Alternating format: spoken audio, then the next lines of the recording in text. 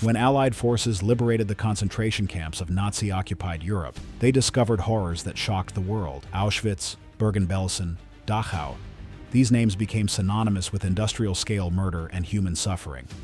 But there was another camp, operating in the Balkans, that committed atrocities so extreme that even Nazi officials were disturbed by what they witnessed. Located in the Independent State of Croatia, Jasenovac was not just a place of imprisonment and murder. It was a laboratory of cruelty where new methods of killing were invented, where entire families were exterminated with handmade tools, and where the boundaries of human brutality were pushed beyond anything previously imagined. Unlike the mechanized efficiency of German death camps, Jasenovac relied on medieval brutality and personal violence. Guards here didn't just follow orders. They competed to see who could devise the most creative methods of torture and execution. Today, we'll uncover the story of a camp so horrific that its very existence challenges our understanding of human nature. What you're about to learn will forever change how you think about the darkest chapters of World War II history. In April 1941, Nazi Germany and its Axis partners dismembered Yugoslavia in a lightning military campaign that lasted only 11 days. From the ruins of this ancient kingdom emerged the Independent State of Croatia, a puppet state led by the fascist Ustachi movement under Ante Pavelić. The Ustachi had spent years in exile, harboring dreams of Croatian independence and nursing deep resentments against Serbs, Jews, and Roma, who they blamed for Croatia's historical struggles. When they finally achieved power with Nazi backing, they implemented a racial program that was extreme even by the standards of wartime Europe. Unlike Nazi Germany, which initially pursued immigration and ghettoization before moving to systematic murder, the Ustachi immediately embraced a policy of direct extermination. Their goal was simple: to create an ethnically pure Croatian state through the elimination of all undesirable populations. The numbers they planned to eliminate were staggering. In a state of 6 million people, the Ustachi targeted approximately 2 million Serbs, 40,000 Jews, and 20,000 Roma for death or forced conversion. But their methods would prove far more personal and brutal than anything the Nazis had devised. Jasenovac was established in August 1941 as the centerpiece of this genocidal campaign. Located along the Sava River, about 100 kilometers southeast of Zagreb, the camp was designed not just to kill efficiently, but to terrorize entire populations into submission. The camp's first commandant, Luburić, established the basic structure that would make Jasenovac unique among European concentration camps. Unlike German camps, which relied heavily on gas chambers and mechanized killing, Jasenovac would depend on hand tools, improvised weapons, and the personal participation of guards in acts of extreme violence. From its earliest days, Jasenovac operated according to a twisted logic that combined political persecution, ethnic cleansing, and sadistic entertainment. Guards didn't just follow orders to kill prisoners. They were encouraged to make the process as prolonged and painful as possible. But the true architect of Jasenovac's horrors had yet to arrive. When Vyacheslav Max Luburić took command in 1942, he would transform an already brutal facility into something that defied human comprehension. Vyacheslav Luburić arrived at Jasenovac in 1942 with a reputation for extreme violence that impressed even hardened Ustachi veterans. A former law student who had become radicalized during years of exile in Italy, Luburić viewed his appointment as commandant not as an administrative position, but as an opportunity to perfect the art of human destruction. Under Luburić's leadership, Jasenovac developed a culture of competitive cruelty that was unique among European concentration camps. Guards were not merely expected to follow orders. They were actively encouraged to devise new methods of torture and execution. Those who showed the greatest creativity in causing suffering received promotions, better rations, and public recognition. Luburić instituted regular contests to see which guards could kill the most prisoners in a single night.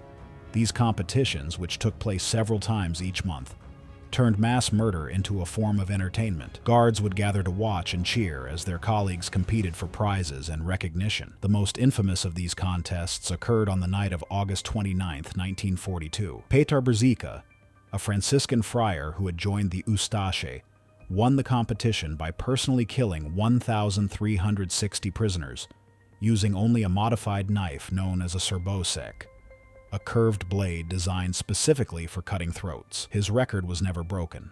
But Luburić's innovations extended far beyond simple killing competitions. He transformed Jasenovac into a place where torture became an art form, where prisoners were kept alive for weeks or months, while guards experimented with new methods of causing pain. Medical knowledge was perverted to determine exactly how much suffering a human body could endure before death.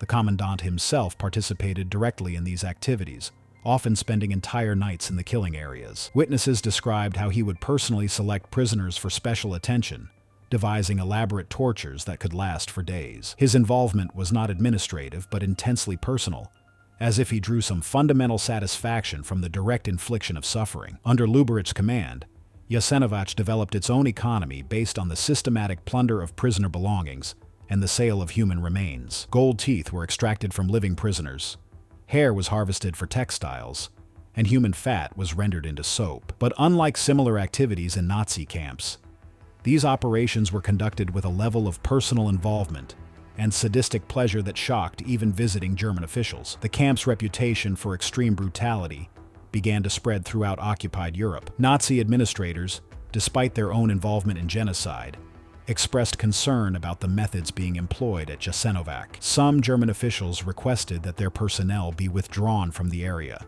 claiming that the level of violence exceeded acceptable military standards. But for Luburić and his followers, these concerns only proved that they had achieved something unique in the history of human cruelty. They had created a place where the normal limits of violence had been completely abandoned, where guards could explore the darkest impulses of human nature without any restraint or consequence. The true scope of what was happening at Jasenovac would only become clear when we examine the specific methods that were developed there. What set Jasenovac apart from other concentration camps was not just the scale of killing, but the intensely personal nature of the violence. While Nazi death camps relied on gas chambers to create psychological distance between killers and victims, Jasenovac forced guards into direct physical contact with those they murdered. The primary weapon used at Jasenovac was the Srbosek, a curved knife that had been specifically modified for killing. Originally an agricultural tool used for harvesting, the blade was sharpened and fitted with a leather strap that allowed it to be attached to the killer's wrist. This modification enabled guards to kill multiple victims quickly, while ensuring that the weapon could not be taken away and used against them. Mass killings at Jasenovac typically began after evening roll call, when selected prisoners would be marched to killing areas along the Sava River. These locations, which became known as Granic, border areas, were chosen because bodies could be easily disposed of in the fast-moving water. The killing process was designed to be visible to other prisoners, who were often forced to watch from their barracks.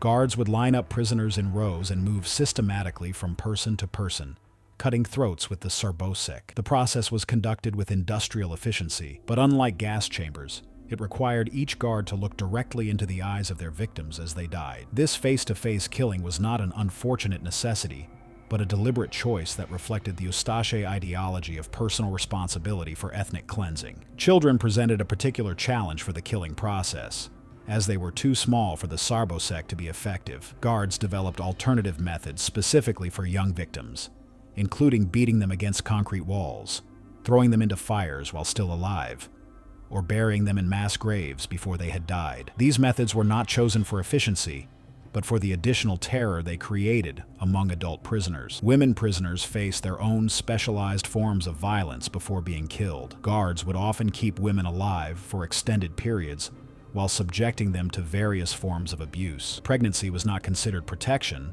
but rather an opportunity for additional cruelty, as guards developed methods for killing that would ensure the death of both mother and unborn child. The disposal of bodies became its own form of brutality. Rather than simply burying or burning remains, guards would often dismember corpses and display parts throughout the camp as a form of psychological warfare against surviving prisoners. Heads would be placed on stakes, organs would be hung from barracks, and body parts would be scattered in areas where prisoners were forced to walk. Perhaps most disturbing was the development of what guards called entertainment killing, murders that were conducted primarily for the amusement of the perpetrators rather than for any practical purpose.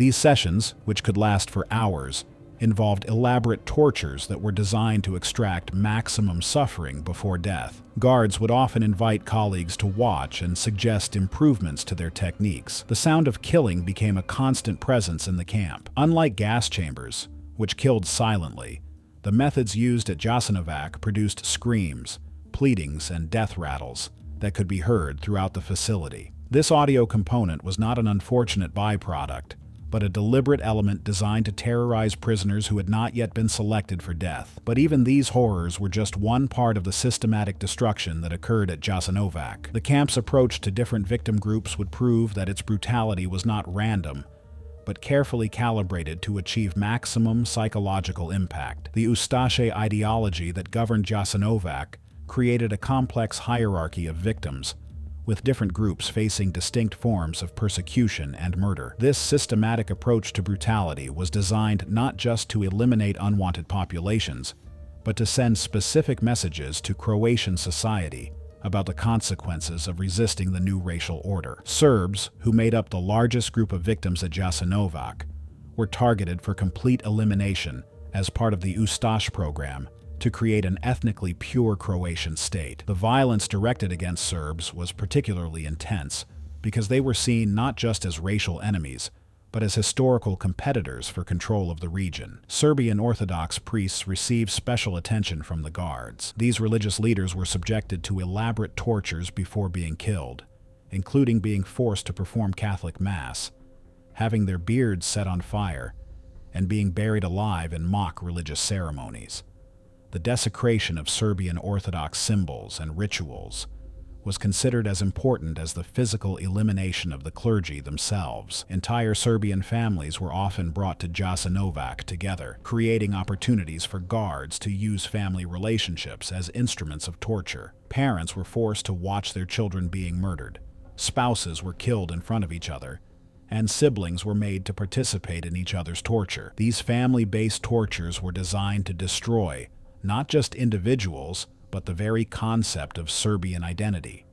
Jewish prisoners at Jasenovac faced persecution that combined traditional anti-Semitic violence with uniquely Croatian elements. Unlike Nazi camps, where Jewish prisoners were often segregated, Jews at Jasenovac were mixed with other victim groups, creating additional opportunities for guards to exploit ethnic tensions and force prisoners to participate in each other's suffering. Wealthy Jewish families were subjected to elaborate property confiscation rituals before being murdered. Guards would force family members to sign over their possessions, deed their homes to the Ustachi state, and even write letters to relatives abroad, encouraging them to return to Croatia. These ceremonies were designed to legitimize the theft, while adding psychological torture to the killing process. Roma prisoners faced perhaps the most arbitrary and cruel treatment at Jasenovac. Viewed by the Ustachi as inherently criminal and racially inferior, Roma were often used for medical experiments, forced to perform dangerous labor, and killed for minor infractions that would have resulted in lesser punishments for other prisoners. Roma children were particular targets for guard violence. Their traditional, colorful clothing was used to identify them for special persecution, and their cultural practices were turned into opportunities for torture. Guards would force Roma families to perform traditional dances and songs, while other family members were being tortured or killed. Communist political prisoners represented another distinct category of victims. These prisoners, who included both Croats and members of other ethnic groups, were seen as ideological enemies who needed to be eliminated to ensure the success of the Ustachi revolution. Political prisoners were often kept alive longer than other victims, so they could be used for information gathering and propaganda purposes. They were subjected to interrogations that combined traditional torture methods with psychological manipulation, designed to break their political convictions and force them to renounce their beliefs publicly. The children's camp at Jasenovac, known as the Children's House, represented perhaps the most horrific expression of the Ustachi racial program. Established in 1942, this facility was designed specifically for the elimination of children who belonged to targeted ethnic groups. Children as young as 2 years old were brought to this facility, often after their parents had been killed elsewhere in the camp system. The children's camp was operated by Franciscan nuns who had joined the Ustachi movement. creating a grotesque perversion of religious charity and childcare. The methods used to kill children were specifically designed to be as traumatic as possible for both the victims and any adult prisoners who might witness the murders. Children were often killed in front of windows where adult prisoners could see, creating additional psychological torture for parents and relatives who had managed to survive. But the systematic nature of these crimes becomes even clearer when we examine how the entire camp system was organized to maximize both efficiency and terror. Jasenovac was not a single camp, but a complex of 5 interconnected facilities spread across 200 square kilometers along the Sava River. Each subcamp had its own specialized function in the process of imprisonment, torture, and murder, creating an integrated system designed to process thousands of victims with maximum efficiency and terror. Jasenovac I, known as Croatia,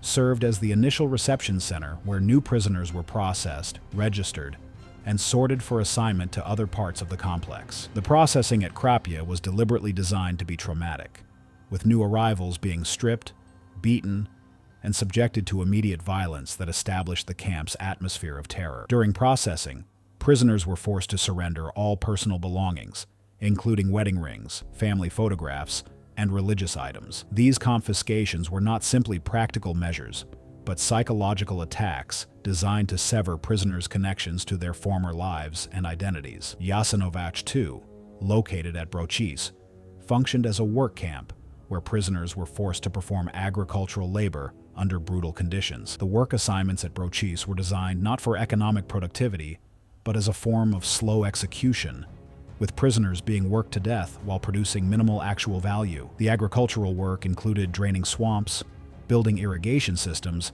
and clearing forests using primitive tools and no safety equipment. Prisoners were given impossible quotas and faced severe punishment or death for failing to meet daily production targets. The combination of malnutrition, exhaustion, and exposure killed thousands of prisoners before they could be transferred to killing areas. Jasenovac III, the main camp at Ciglana, served as the administrative center and primary killing facility. This location housed the camp headquarters, the workshops where tools like the SR Bosek were manufactured, and the main execution areas along the riverbank. The workshops at Ciglana produced not only killing tools, but also items made from the bodies of murdered prisoners. Human hair was woven into textiles, gold teeth were melted down into ingots, and human fat was processed into soap and candles. These production activities were conducted by prisoner workers who were forced to process the remains of their fellow inmates. Jasenovac IV, known as Kojara, specialized in leather production using both animal hides and human skin. Witnesses testified that guards would select prisoners with particularly unblemished skin for special processing, with the human leather being used to make gloves, book bindings, and decorative items for Ustachi officials. The leather workshop represented the complete commodification of human beings, with prisoners being evaluated not as individuals, but as sources of raw materials. The psychological impact on surviving prisoners of seeing their fellow inmates transformed into commercial products was an additional form of torture that continued long after liberation. Jasenovac V, located at Stara Gradiška, was designated specifically for women and children. This facility included the notorious children's camp, where thousands of young victims were murdered, using methods specifically designed for their smaller bodies. Stara Gradiška also served as a center for medical experiments conducted by Ustachi physicians who had joined the camp staff. These experiments,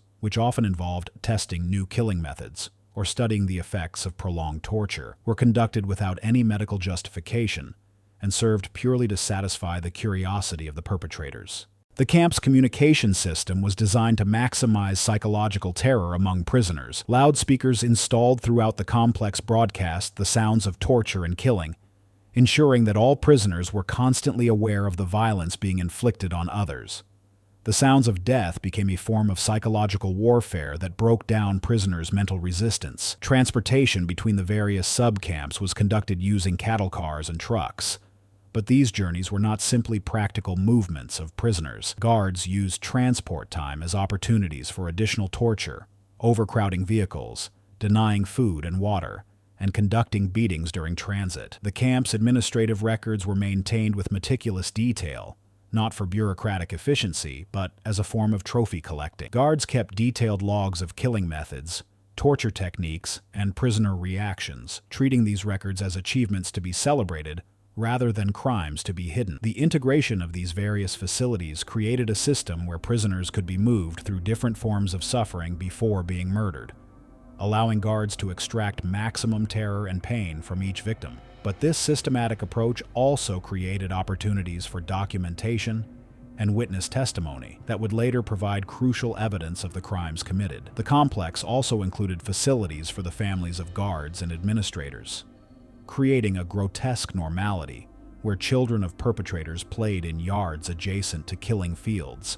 and wives of commanders hosted social events within sight of torture chambers. The guards and administrators who carried out the atrocities at Jasenovac were not anonymous functionaries following distant orders, but individuals who actively chose to participate in and escalate the violence. Understanding who these people were and what motivated them provides crucial insight into how ordinary citizens can become participants in genocide. Many guards were recruited from the ranks of the Ustachi militia, men who had joined the fascist movement during its years in exile and had been indoctrinated with extreme nationalist and racial ideology. These individuals came to Jasenovac already committed to the goal of creating an ethnically pure Croatian state through violence.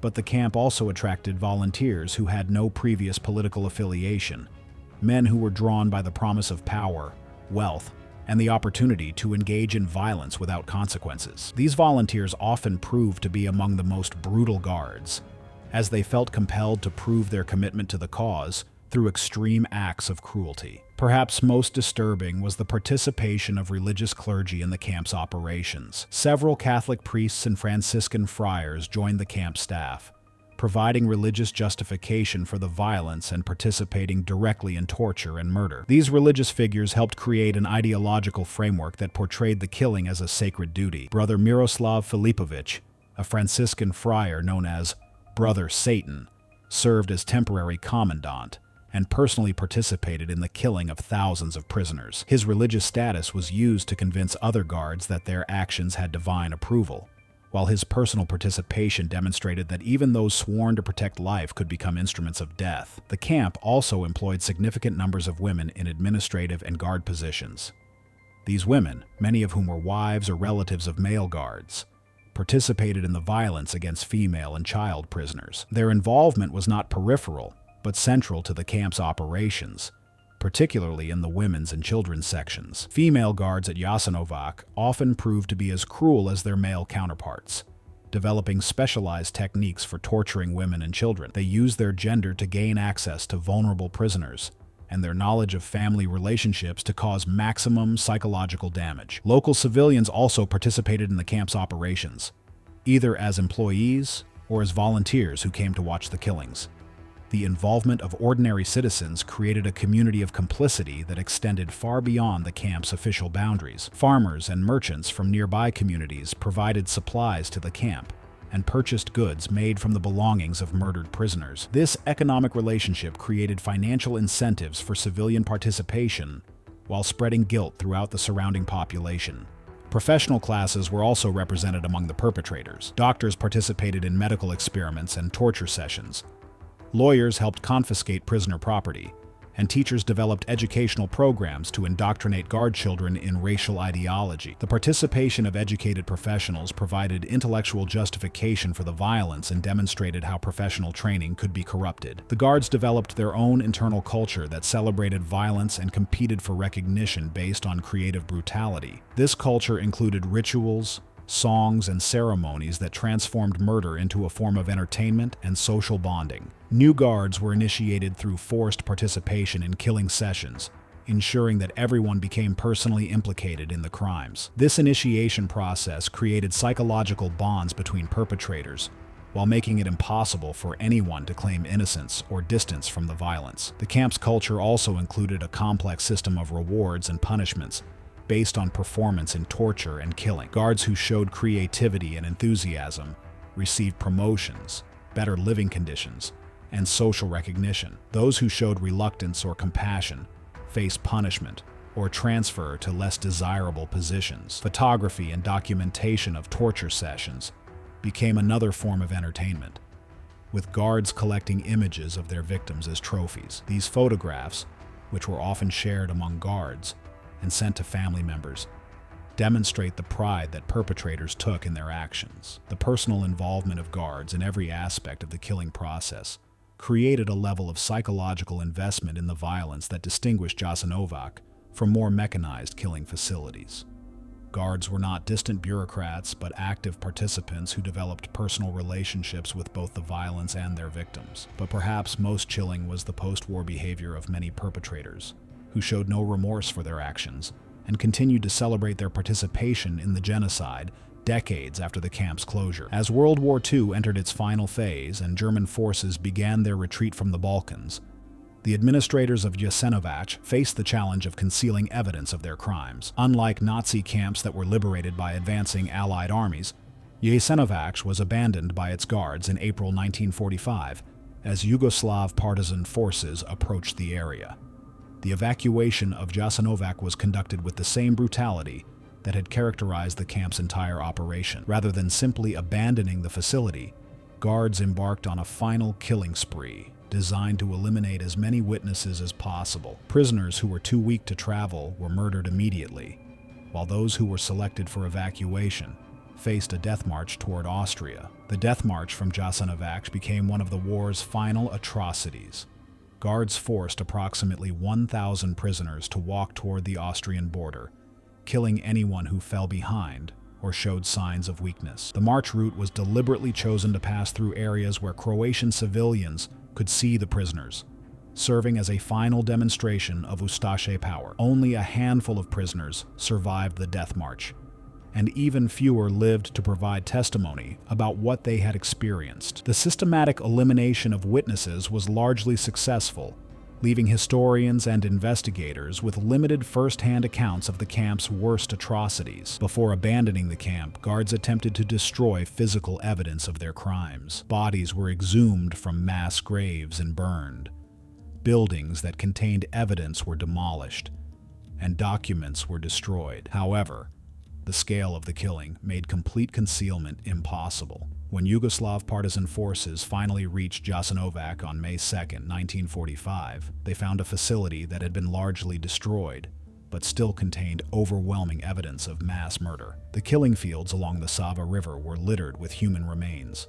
The buildings reeked of death, and the surrounding area was covered with ash from burned corpses. The physical evidence discovered by liberating forces defied comprehension. Mass graves containing thousands of bodies, rooms filled with human hair and clothing, workshops containing tools designed specifically for torture and killing, and detailed records documenting the camp's operations. Investigating teams documented tools and devices that had never been seen in other concentration camps. The SR Bosek knives, specially designed killing hammers, and various torture devices demonstrated a level of premeditation and creativity in violence that shocked even experienced military investigators. The few surviving prisoners provided testimony that helped reconstruct the camp's operations, but their accounts were so extreme that many investigators initially doubted their accuracy. The personal nature of the violence and the level of guard participation described by witnesses seemed impossible to believe. Yugoslav authorities established a war crimes commission to investigate Jasenovac and document evidence for future legal proceedings. However, the onset of the Cold War limited international cooperation and prevented many perpetrators from being prosecuted. Most Ustachi leaders, including camp commanders and guards, had fled to Western Europe or South America before the camp's liberation. These individuals often received protection from Western intelligence services in exchange for information about communist activities in Yugoslavia. Vjekoslav Luburić, the camp's most notorious commandant, escaped to Spain, where he lived openly under the protection of Francisco Franco's fascist regime. He was never prosecuted for his crimes and continued to promote Ustachi ideology until his death in 1969. The failure to prosecute Jasenovac's perpetrators sent a clear message that such crimes could be committed with impunity, provided the political situation was favorable. This lack of accountability would have long-term consequences for regional stability and justice.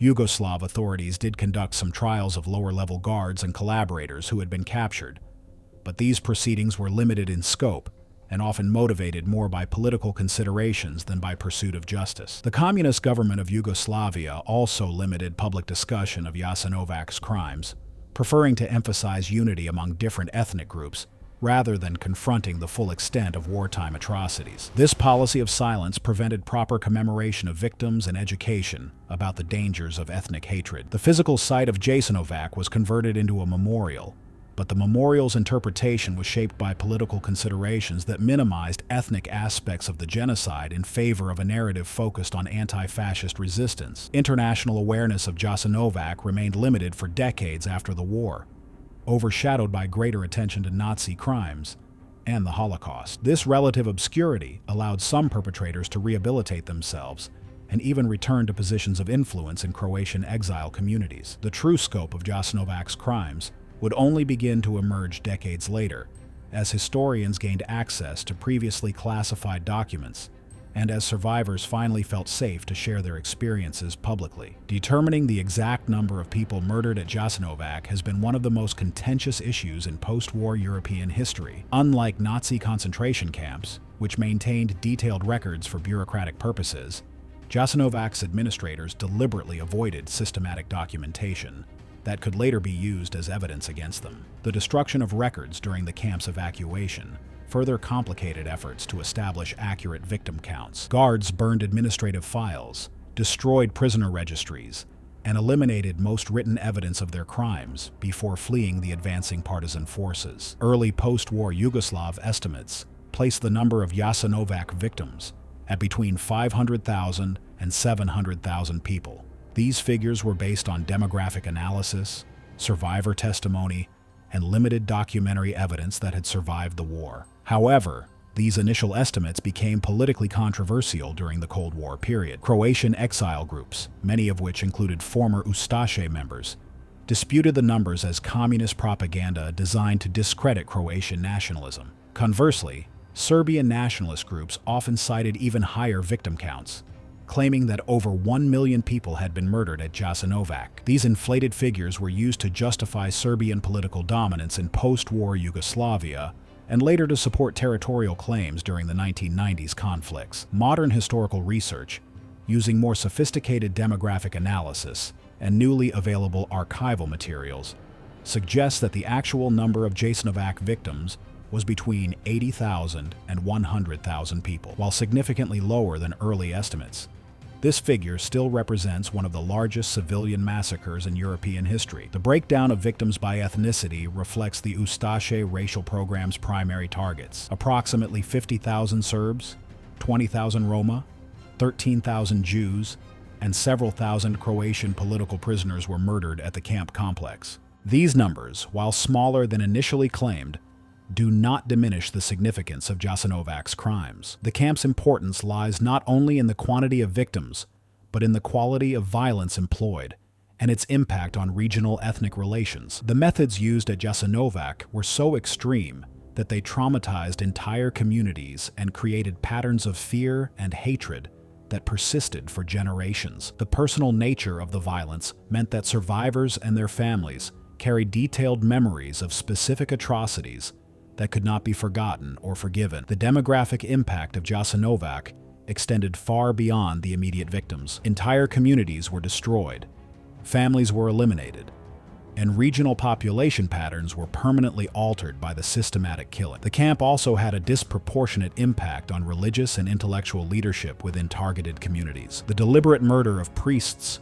teachers, and community leaders created cultural damage that took decades to repair. Children represented a particularly significant portion of Jasenovac's victims. The systematic murder of thousands of children eliminated an entire generation and prevented the natural demographic recovery of targeted populations. The uncertainty surrounding exact victim numbers has had lasting political consequences. Different groups continue to use varying statistics to support contemporary political arguments, preventing the development of a shared historical narrative that could promote reconciliation. Memorial practices at the Jasenovac site have been complicated by disputes over victim numbers and the relative suffering of different ethnic groups. These disagreements have prevented the creation of an inclusive memorial that properly honors all victims. The numbers debate has also overshadowed equally important questions about the nature of the violence the identity of the perpetrators, and the social conditions that made such crimes possible. By focusing primarily on statistics,